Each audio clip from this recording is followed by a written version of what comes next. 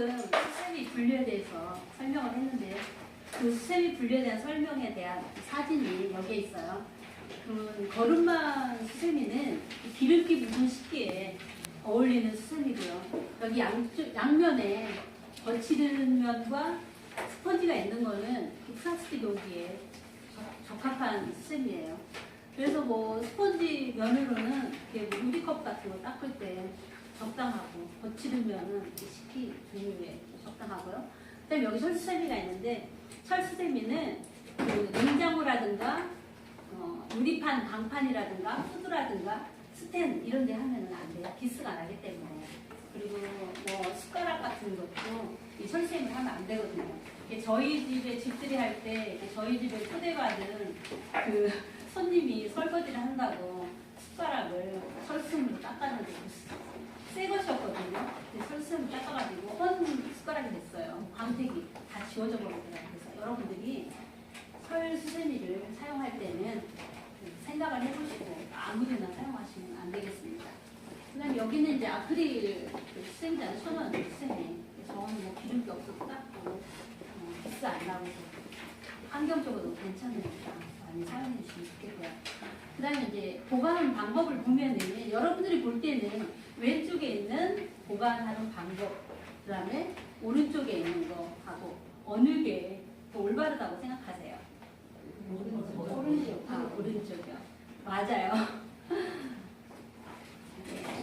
이쪽에 왼쪽에 보면은 이렇게 같이 수세미를 놓으면은 교차 오염이 될 가능성이 있어요. 왜냐면은 깨끗한 그릇을 닦는 수세미가 있고 아니면 배수구를 닦는 수세미가 더러운 수세미 닦는 게 있잖아요. 깨끗한 거 옆에 더러운 걸 닦는 수세미를 놓으면은 그 균이 이렇게 올릴 수가 있어서 위생적으로 안 좋으니까 될 수 있으면은 이렇게 깨끗하게 말려서 널어주시는 게 좋고 분류해서 보관하는 게 좋겠습니다.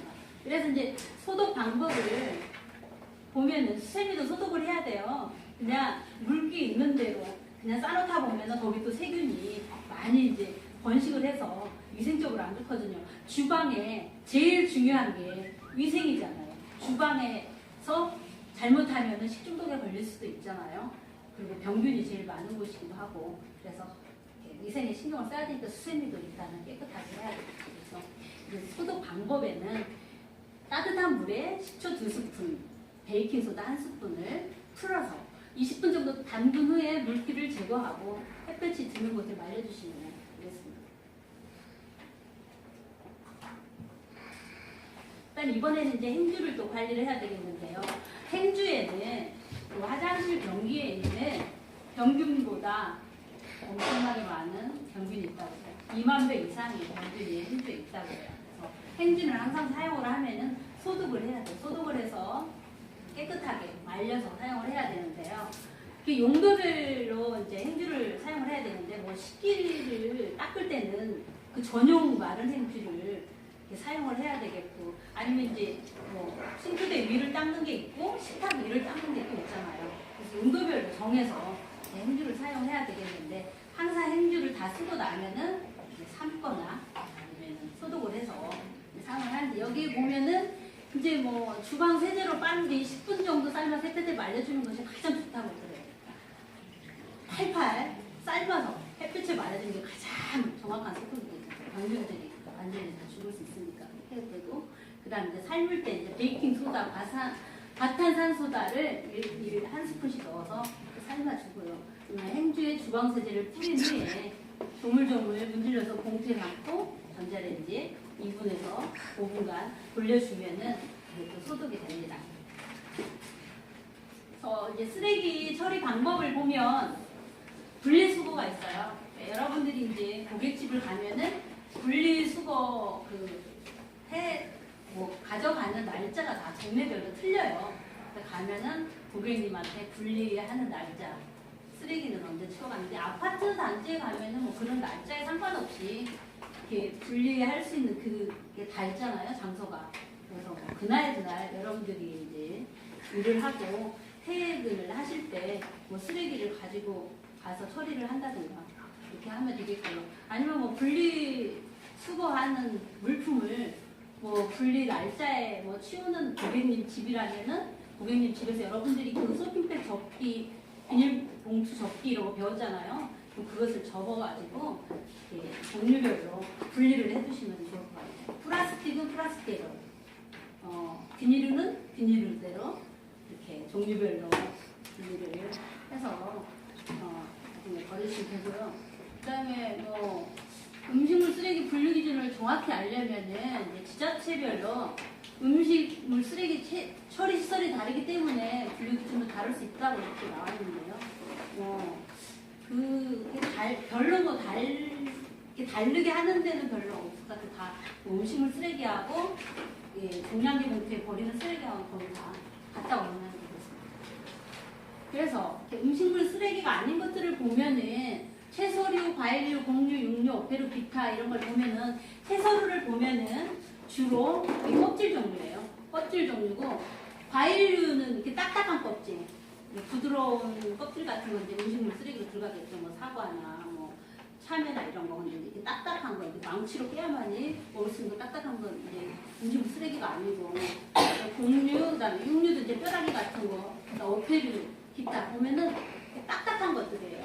나는 이거를 외우기가 어려워. 어떤 게 음식물 쓰레기고 어떤 게 그냥 쓰레기인지 모르겠어. 이러면은 사람이 먹지 않는 것은 동물도 먹지 못한다. 이렇게 생각하면은 되게 쉬울 것 같아요. 왜냐면은 음식물 쓰레기를 모아가지고 그 사료로 만들어서 동물들을 주기 때문에 사람이 못 먹는 거는 짐승도 못 먹는다. 그러면 이건 음식물 쓰레기가 아니다. 이렇게 하면 되는데 여기에서 채소류에 쪽파하고 대파가 있는데 쪽파하고 대파는 뿌리에 흙이 묻었을 경우에는 음식물 쓰레기가 아니에요. 근데 이제 뭐 식당이나 가끔 고객님 보면은 그 대파 뿌리, 쪽파 뿌리가 몸에 좋다고 뭐 감기에 좋다고 해서 뭐 배나 뭐 무나 이런 거나 육수 뺄 때, 식당 육수 뺄 때 그거를 깨끗이 씻어가지고 끓여서 육수물로 내는 경우가 있거든요. 그럴 때는 이제 이게 음식물 쓰레기로 들어가는 거예요. 쪽파나 대파 뿌리를 삶았을 때. 아니 뭐 미나리 뿌리나 이런 것도 뭐 만약에 삶았을 경우에는 이제 음식물 쓰레기로 들어가는 거죠. 이제 가전제품 사용법을 보면은 이제 전자레인지를 우리들 이제 순서를 해야 되잖아요. 마냥 사용하기만 하면 이제 더러워지고 가끔 전자제품도 닦아줘야 되거든요. 그래서 전자레인지를 닦아줄 때는 이제 물하고 식초하고 1대1로 섞어서 전자레인지 용기에 넣어서 뚜껑을 열고 3분 정도 돌리면은 이제 김이 이제 다 이렇게 김이 나와가지고 축축해지겠죠. 그러면 이제 마른 행주로 닦아주면 되겠습니다. 그리고 뭐 아니면은 뭐 구연산 같은 것도 이렇게 뿌려줘서 닦아도 되고 EM 같은 거, 천연세제 같은 거 뿌려서 닦아줘도 되겠고요. 오븐을 보면은 소주와 레몬즙을 1대1로 섞어서 오븐에 넣고 15분간 돌리면 묵은때를 제거할 수 있다. 돌려주고 나서 이제 마무리로 깨끗이 닦아주시면 됩니다.